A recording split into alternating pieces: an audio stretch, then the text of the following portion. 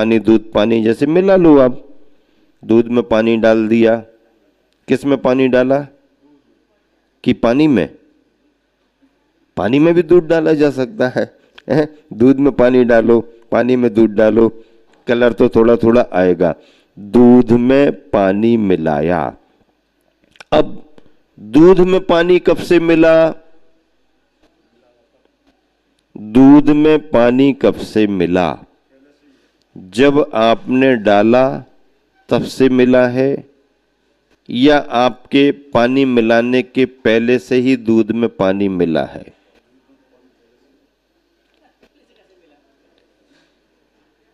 यथार्थ में दूध में पानी स्वभाव से ही आया हुआ है, पहले से ही आया हुआ है।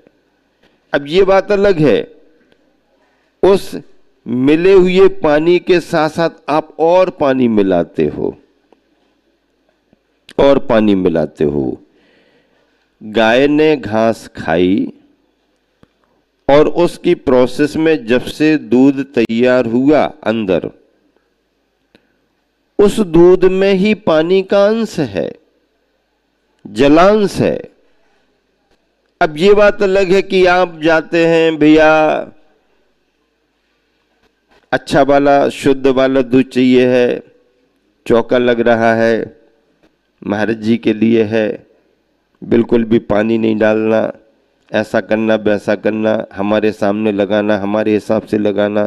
तो क्या देता है कि एकदम शुद्ध देंगे, प्योर देंगे, आपके सामने लगा देंगे, आपके हिसाब से लगाएंगे, थोड़ा ज़्यादा लगेगा, हाँ वो ले लेना, लेकिन आप तो कर दो।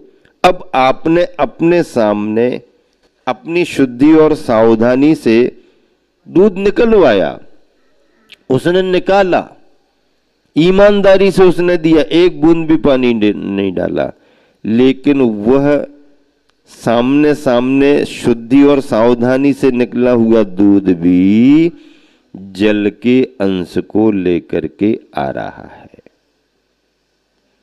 अब दूध वाला आपके घर आया, आपने कहा भैया इतना लेट क्यों हो गए दूध लाने में, कब से इंतजार कर रहे थे? तो उसने सहजता में उत्तर दे दिया, मैं तो जल्दी आना चाह रहा था दूध लेकर के, लेकिन अब नली देरी से आए तो हम क्या करें।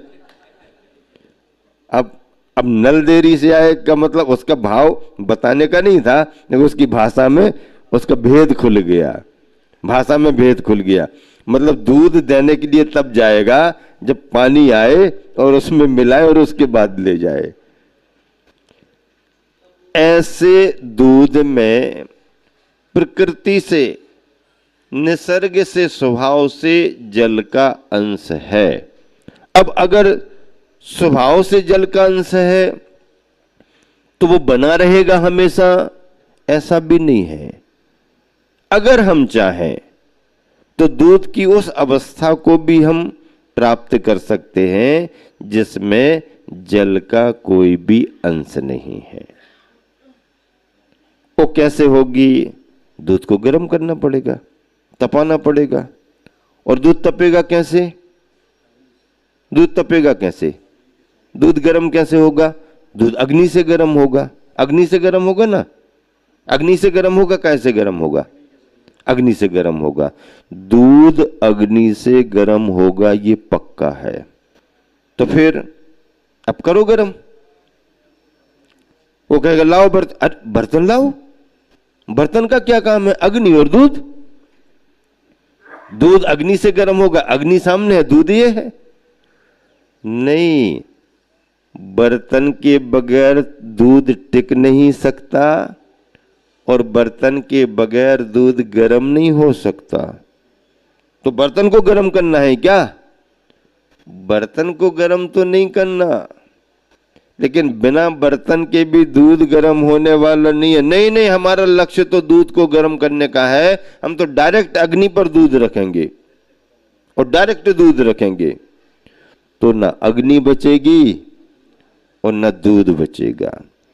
उद्देश्य हमारा दूध को गर्म करने का ही है, लेकिन जब तक बर्तन माध्यम नहीं बनेगा, हम दूध को कभी गर्म नहीं कर सकते।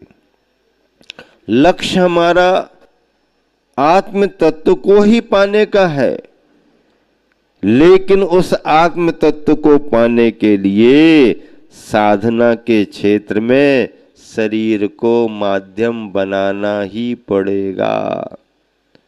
अगर शरीर माध्यम नहीं बनता है तो आपके आत्मा का शुद्धिकरण हो ही नहीं सकता है। हमें शरीर को शुद्ध नहीं करना, हमें शुद्ध तो आत्मा को करना है, लेकिन वो आत्मा जिसके अंदर बैठी है उसके माध्यम से ही तो उसे शुद्ध करेंगे, उसका संशोधन करेंगे। हाँ, ये जैन सिद्धांत की सूक्ष्मता है। बहुत सारे लोग अध्यात्मवादी क्या कहें, तथा कथित अध्यात्मवादी जो सुख सुविधाओं में रह करके समय सार का अनुभव करना चाहते हैं, एयर कंडीशन से निकलना ना पड़े और सब कुछ मिल जाए, उनकी कंडीशन खराब हो जाती है, हालत ही खराब हो जाती है। ऐसा नहीं, ऐसे तथा कथित मुमुक्षु अध्यात्मवादी जो सुख सुविधाओं में रह करके भी अपनी आत्मा को शुद्ध बनाना चाहते हैं, उन सबसे कहना चाहता हूं कि बर्तन को गर्म किए बगैर दूध कभी गर्म होने वाला नहीं है। नहीं, दूध गर्म हो जाए लेकिन बर्तन हमारा खराब ना हो। कितना अच्छा चमक रहा है, अग्नि पर रखेंगे तो शाइनिंग खत्म हो जाएगी, काला काला दिखने लगेगा, गड़बड़ सा दिखेगा। नया नया बर्तन है, चमकदार बर्तन है, इसकी शाइनिंग बनी रहे और दूध गर्म हो जाए। क्या बनी रहे? शाइनिंग बनी रहे ज्यों की त्यों, और दूध गर्म हो जाए। ऐसा कोई रास्ता बता दो महाराज जी। भैया, ऐसा रास्ता तो भगवान ने भी नहीं बताया और हमारे गुरुजी ने भी नहीं बताया, और रास्ता कोई है भी नहीं। अगर दूध को गर्म करना है तो बर्तन की शाइनिंग का व्यामोह छोड़ना पड़ेगा। हाँ, शरीर का व्यामोह छोड़े बगैर आत्मा की शुद्धि होने वाली नहीं है। अपने गुरुवन ने जो भी क्रांति घटित की है, अध्यात्मवादियों को जो भी सही दिशा दी है, नई पीढ़ी को जो जैन धर्म के विभिन्न सिद्धांतों से सही तरीके से जोड़ा है, यही खासियत थी आचार्य श्री की। उन्होंने कभी किसी का विरोध नहीं किया और किसी के विरोध करने पर वो कभी विचलित नहीं हुए। दोनों बातें रहीं।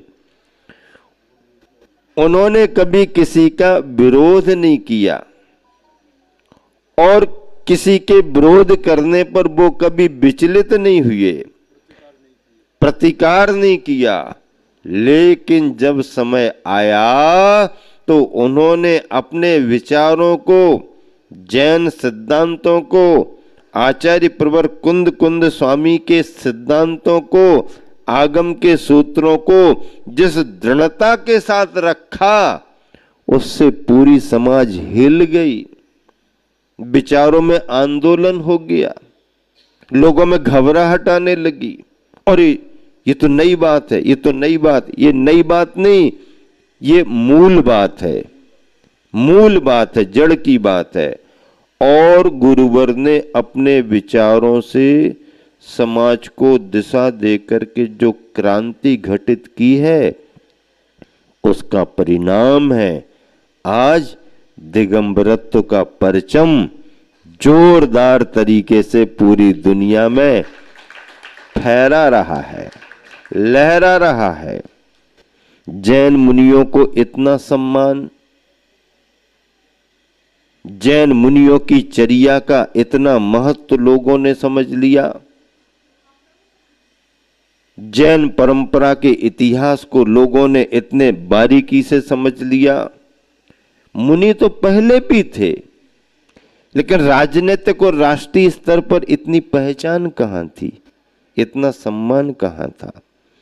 जैन जैनेतर बंधुओं की नजरों में वो आदर भाव या वो ललक कहां थी।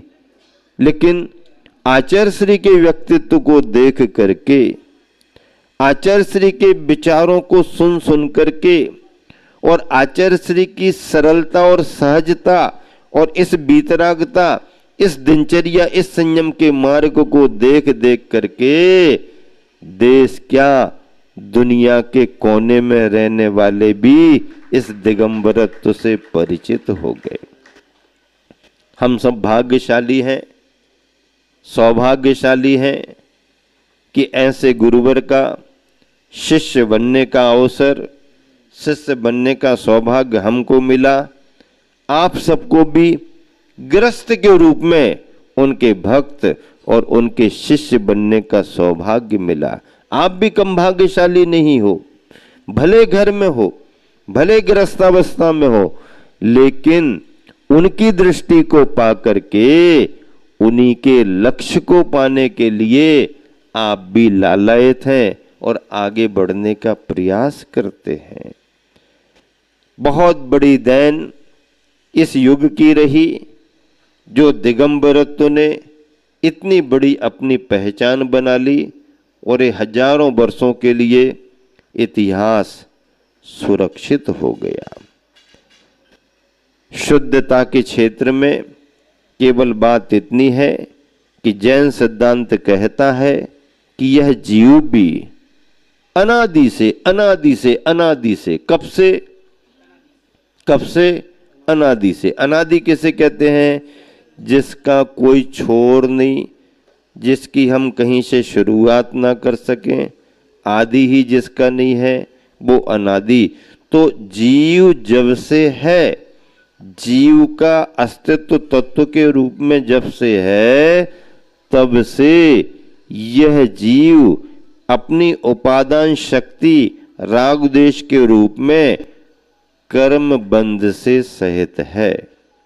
ऐसा नहीं हुआ कि पहले जीव शुद्ध रहा हो, फिर चार गतियों में आने पर अशुद्ध हो गया हो, फिर कभी शुद्ध हो जाएगा, फिर अशुद्ध हो जाएगा। ऐसा नहीं। 6 द्रव्यों की व्यवस्था में 4 द्रव्य तो सदा शुद्ध हैं, सदा शुद्ध हैं।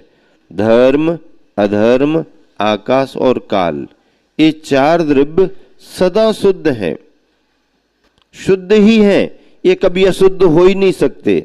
लेकिन जीव और पुद्गल 2 अशुद्ध परिणमन भी कर लेते हैं, और इन दोनों में अंतर ये है कि पुद्गल अशुद्ध से शुद्ध परिणमन कर लेता है, पुनः शुद्ध से अशुद्ध अवस्था में भी चला जाता है।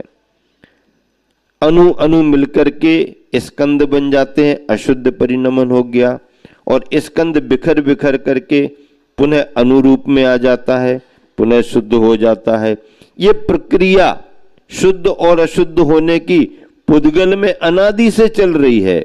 मतलब पुद्गल शुद्ध अशुद्ध शुद्ध अशुद्ध शुद्ध अशुद्ध होता रहता है, लेकिन जीव के साथ ऐसा नहीं है। जीव अशुद्ध अशुद्ध अशुद्ध परिणमन करता रहा है, अनादि से अशुद्ध अवस्था में ही आ रहा है। लेकिन एक बार अगर जीव शुद्ध हो जाए तो फिर वह लौट करके पुनः कभी अशुद्ध नहीं होता, कभी अशुद्ध होता ही नहीं है।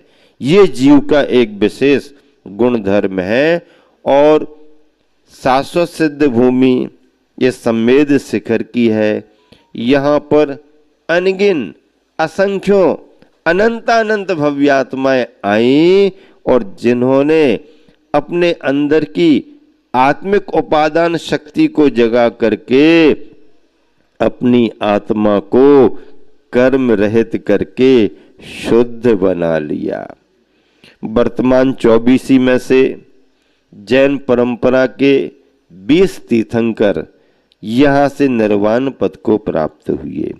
4 तीर्थंकर अन्य स्थानों से निर्वाण को प्राप्त हुए।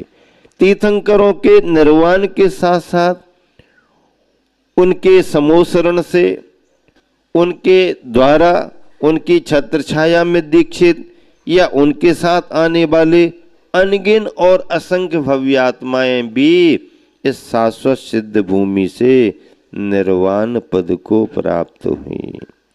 और जब वह सिद्धत्व पद को प्राप्त हुई तो सिद्ध बनने का नियम है, जिस जगह से जिन्हें मुक्ति की प्राप्ति होती है ठीक उसी की सीध में वह भव्यात्मा जाकर के विराजमान हो जाती है।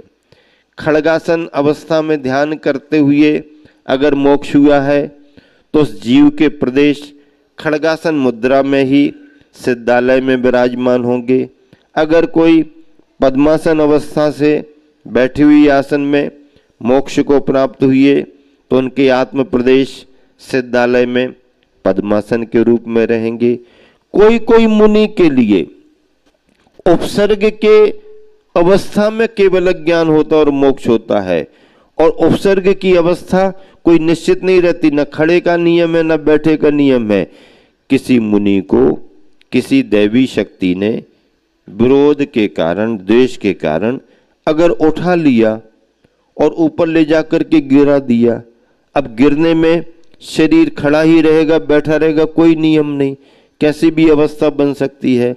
और उस ध्यान की अवस्था में उसी समय उन्हें केवल ज्ञान हुआ और उसी समय उनको मोक्ष हुआ। तो अब हम ये नहीं मानेंगे कि वो वैसे ही जाकर के वहां पर होंगे, नहीं, केवल ज्ञान का नियम होता है।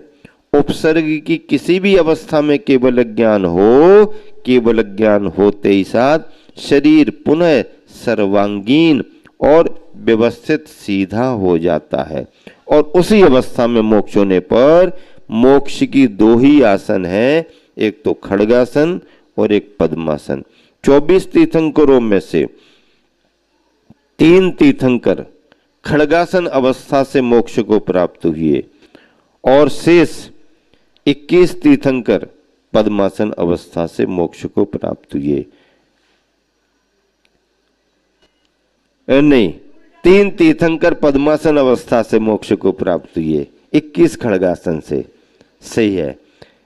21 तीर्थंकर पद्मासन से, नहीं खड़गासन से, और 3 तीर्थंकर पद्मासन से। पद्मासन वाले तीर्थंकरों में आदिनाथ, बांसपूज और नेमिनाथ, ये 3 तीर्थंकर, आदिनाथ, बांसपूज और नेमिनाथ ध्यानस्थ पद्मासन मुद्रा में मोक्ष को प्राप्त हुए। शेष 21 तीर्थंकर खड़गासन अवस्था में निर्वाण पद को प्राप्त हुए। ये मोक्ष जाने का सिद्धांत है। और जहां से जो भव्यात्मा मोक्ष को प्राप्त करती है ठीक उसी की सीध में वह उन्हीं आत्म प्रदेशों के आकार में विराजमान रहती हैं। आप सभी लोग स्वाध्याय के रूप में सुबह सुबह ऊर्जा, एनर्जी प्राप्त कर रहे हैं और फिर खूब ठाट बाट से अभिषेक और शांति धारा करके सातिशय पुण्य का आश्रय कर रहे हो सकता है हम सबके भव भवांतर का सातिशय पुण्य का उदय आया है, जिस सिद्ध भूमि में हम सभी मिलकर के धर्म की आराधना कर रहे हैं। इन्हीं शब्दों के साथ विराम देता हूँ। महावीर भगवान की।